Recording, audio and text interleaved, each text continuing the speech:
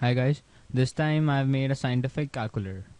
To be more specific, it's a custom made scientific calculator because it involves all those functions which I wanted to be, and I've removed all the unnecessary operators, you know. So apart from from normal functions like addition, subtraction, multiplication, division, it also contains cube root function, square root function, tan, cos, sine, inverse of tan, and all that you can imagine of.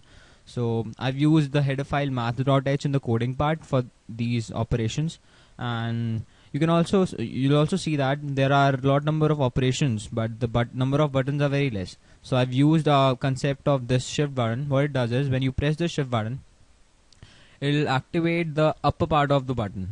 These are two parts of the button. This is the upper part, and the 7 for this button is the lower part. So when you press the shift button, it activates the upper part of the button. So as soon as you press 7, it will activate the operation sine, and for 8 it will activate the operation cos, and it's equally same for all the buttons that you're seeing right now. So when you release the shift button, you can operate 7, 8 and all that. Okay, so let me play the simulation.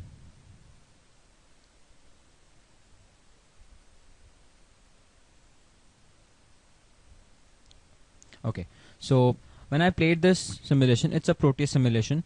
So when I played it, you'll see that LCD gets on, but there's no display on the LCD, which means the simulation is on, but the calculator is not on yet. So to on it, you press the on button, and you'll see this. It's a custom made calculator symbol, and I made it while watching some videos on the Engineer's Garage. It was on, I think, custom made letters in LCD. So do watch it, and you'll get to know about it in my coding part as well. So watch it carefully, okay? And this symbolizes that the calculator is on. Now to perform different functions, like let us start with basic functions, like it's 2 plus 3 equals to, we all know that it's 5. So we get it 5. Now if you want to operate any other function on this answer only, so like let us calculate the square root of 5.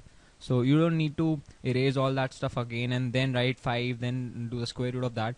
So you just simply press the shift button because we are operating the square root function, and then okay, so S here is the symbol for square root, and then you press equal to, you'll get 2.23, which is a satisfactory answer. Now let's confirm it. So what we do is we square this number. Okay, so yeah, x I've entered. So when I press x ki power y, we need to press 2 for that. We'll press 2 and then equal to 5.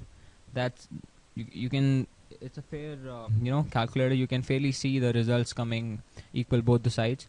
And now let us erase this. So this button plays the function for on as well as clearing the stuff. So as soon as you press it, it'll clear the content, and you can start performing new functions, new equations and all, whatever you want to. So let us find something with sine and cos as well. So we all know what is sine 0. Okay, we know that, right? So we'll press 0 first, and then the sine part. Sine is over here, so it should be 0. Yeah. And what's cos 0? We'll do it. It's 0 of cos, right? 0 of cos is 1. We all knew that. So basically this thing doesn't demand any kind of special knowledge, or that you should be knowing about the header file math.h and how to code these stuffs. And one more thing, this LCD, it requires the character input from the microcontroller. So providing it a float or an integer won't work. So I made in the coding part, I made a function which converts the float to the character and then displays it over this.